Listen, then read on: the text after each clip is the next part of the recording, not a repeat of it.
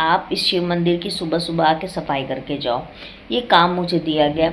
Hello everyone, कैसे हैं? उम्मीद करती हूँ अच्छे होंगे। मैं भी अच्छी हूँ। और आज का वीडियो जो है इसमें बहुत इम्पोर्टेंट बात करनी है आप लोगों से, क्योंकि मैं हर एक वीडियो में क्लैरिटी चीज़ें डालती हूँ जिससे कि आप लोग मुझे वो सवाल दोबारा ना करें। लेकिन मुझे लगता है कि शायद मैं आप लोगों की जो क्वेश्चन है उसके क्लैरिटी मैं दे नहीं पाती हूँ, शायद इसलिए आप लोग मुझे एक ही क्वेश्चन बार बार करते हैं। तो सबसे पहले मेरे को एक क्वेश्चन आया कि क्या आपकी कभी प्रेगनेंसी नहीं रुकी है। तो इस क्वेश्चन का मुझे लगता है कि मैंने कम से कम नहीं भी तो 20 वीडियो बना चुकी हूँ, क्योंकि मेरी पूरी IUI की जर्नी मैंने उसमें दिखाई है कि मैंने फर्स्ट IUI जब मेरा हुआ था, सेकंड IUI हुआ था, HSG टेस्ट मैंने करवाया, यूट्यूब चैनल पर अवेलेबल है। तो जी हाँ, मुझे दो बार प्रेगनेंसी ठहरी है गाइज, और दोनों बार मेरी IUI से नहीं ठहरी है, मेरी नेचुरल प्रेगनेंसी ठहरी है ना। अब बात कर लेते हैं कि लाल धागा बाबा का जो पूजा करते हैं या जो उनका संकल्प लिए हैं उनको क्या क्या खाना माना है। देखिए, खट्टा खाना इसमें बिल्कुल निषेध है। अब खट्टा में वो दही का खट्टा हो, नींबू हो, अचार हो, जिस भी तरह का खट्टा वो उसमें बिल्कुल मना है। लेकिन कुछ लोगों को लगता है कि अरे हम ये कैसे बिना खाए रहेंगे, वो कैसे रहेंगे। तो आपको मैं बता दूं कि मैं इतनी बड़ी चाय की एडिक्शन है, मुझे एडिक्शन है नहीं बोलूँगी, थी। मुझे इतनी चाय की एडिक्शन थी गाइस कि मैं दिन के 10 कप चाय पीती थी। 10 कप चाय, मतलब मेरे घर में भी कोई आया, ऑफिस में भी कोई आया, किसी को दिया तो मैं भी मांगती थी कि भैया थोड़ी सी भी सही मेरे को दे दो चाय। आज मेरी जैसी लड़की चाय छोड़ के बैठ गई। आज के टाइम पे मैंने कम्प्लीटली चाय बंद कर दिया है। अब मुझे बहुत ज़्यादा मन करता है तो मैं ब्लैक कॉफ़ी लेती हूँ, वो भी मेरा हेड पेन करता है। क्योंकि देखो, आपको पता है कि किसी चीज़ का एडिक्शन जब आप छोड़ते हो तो आपको दिक्कत होती है। उस टाइम पे आप अचानक नहीं छोड़ पाते हो, आपकी बॉडी रिएक्ट करना चालू कर देती है। तो मेरे साथ ऐसा होता है, तब मैं ब्लैक कॉफ़ी एकदम 2 सिप जैसा लेती हूँ। लेकिन धीरे धीरे उसकी एडिक्शन भी मेरी छूट जाएगी तो फिर टोटली बंद हो जाएगा। और ये मैंने लाल धागा बाबा की बोलते ना कि वो ज़रिया बने मेरी इस एडिक्शन के लिए। लेकिन मैं इसको छोड़ना बहुत टाइम से चाहती थी कि मैं चाय छोड़ दूँ, क्योंकि मुझे गैस्ट्रिक की इशू हो जाती थी। इस वजह से कि मेडिसिन ले रहे हैं चाहे नहीं ले रहे हैं, आपने अगर संकल्प लिया है तो आपको खट्टा बंद करना होगा, नॉनवेज बंद करना होगा।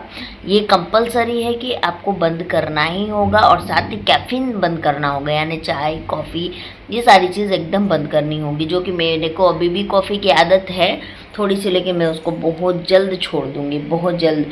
अभी आपको पता है मैंने ब्लैक कॉफ़ी 3 दिन में 1 बार लिया, और चाय तो खैर टोटली बंद कर दी मैंने। आज मुझे चाय छोड़े हुए 4 दिन हो गए, 4-5 दिन हो गए। तो मैंने कभी भविष्य में भी नहीं सोचा था कि मैं चाय छोड़ूंगी।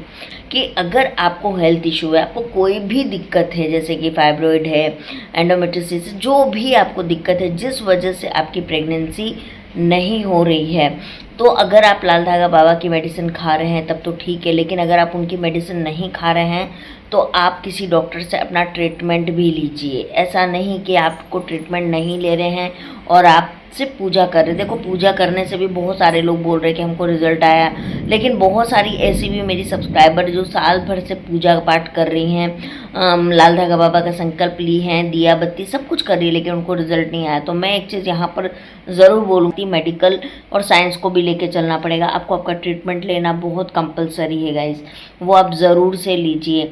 अब रही बात मेरी कि मैं अभी क्या ट्रीटमेंट ले रही हूँ, मेरा क्या चल रहा है, तो मेरा फाइब्रॉइड ख़त्म हो गया तो मेरी ट्रीटमेंट बंद हो चुकी है।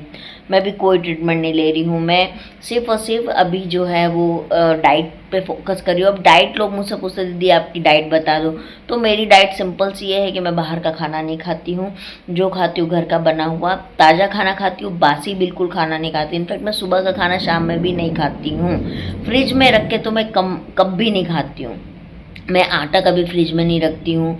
बहुत लोग आलू प्याज भी फ्रिज में रखते हैं, लेकिन नहीं रखना चाहिए। बहुत ज़्यादा बैक्टीरिया हो जाते हैं उसमें, और कैंसर जैसी बीमारी होने का डर होता है। तो आपको जो भी खाना है घर पे बना के शुद्ध खाना खाओ, मैदा मत खाओ, शुगर वाली चीज़ें मत लो। यही डाइट है गाइस। जो मैं चावल अगर आप बहुत ज़्यादा खाते हैं तो उसको कम करिए, क्योंकि आपको आपके मोटापे को भी कंट्रोल करना है। अगर आपको थायराइड है या डायबिटिक है तो आपको आपकी जो परहेज है उसको आपको लेके चलना है ना। ऐसा नहीं कि अब बाबा का संकल्प ले लिया है तो हम कुछ भी कर रहे हैं, कुछ भी खा रहे हैं, ऐसा कुछ नहीं है। आपको जो परहेज है वो आपको लेके चलना ही पड़ेगा, तभी आपको प्रेगनेंसी में रिजल्ट आएगा, वरना नहीं आएगा।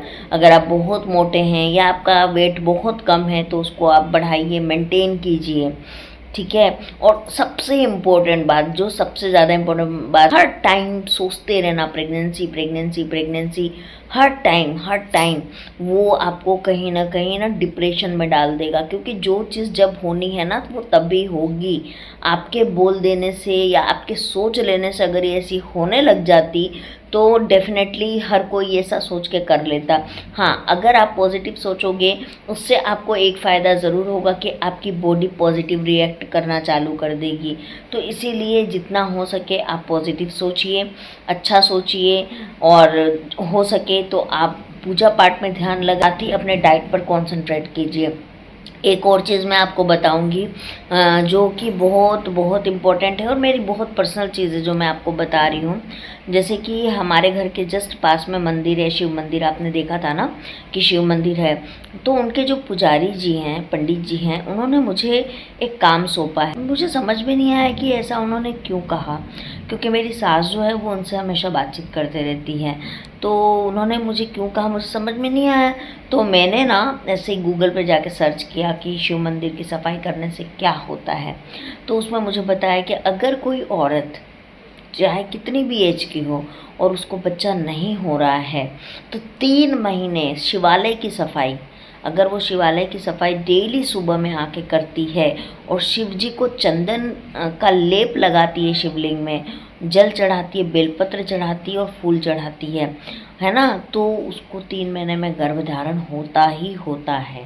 देखो ये चीज़ मुझे बताया उन्होंने, और उन्होंने मुझे सिर्फ ये बोला कि तुम आके सफाई करके जाओ। लेकिन मैंने जब इस चीज़ को गूगल पे सर्च किया तो मुझे ये चीज़ पता चला। फिर मैंने मेरी सास से पूछा तो उन्होंने भी बोला कि हाँ, शिव भगवान जो होते हैं, भोले बाबा जो होते हैं वो बहुत जल्दी आपकी मन्नत पूरी करते हैं।